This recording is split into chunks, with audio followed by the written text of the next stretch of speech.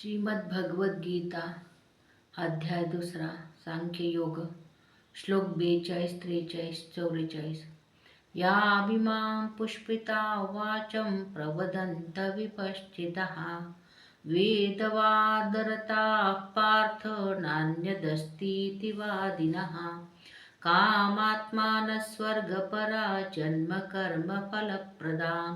क्रियाविशेषबहुलां भोगैश्वर्यगतिं प्रति भोगैश्वर्यप्रसक्तानां तया परुतचेतसां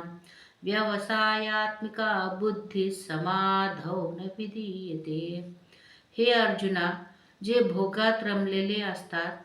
कर्मफलाची स्तुती करणाऱ्या वेदवाक्यांची ज्यांना आवड आहे, ज्यांच्या मते स्वर्ग ही श्रेष्ठ मिळवण्याची वस्तू आहे, स्वर्गाहून श्रेष्ठ दुसरी कोणतीही गोष्ट नाही, असे जे सांगतात ते अविवेकी लोक अशा प्रकारची जी पुष्पित म्हणजे देखाव शोभायुक्त भाषा बोलत असतात, त्यांची ही भाषा जन्मरूप कर्मफळ देणारी तसेच भोग व ऐश्वर्य मिळवण्यासाठी अनेक प्रकारच्या क्रियांचे वर्णन करणारी असते।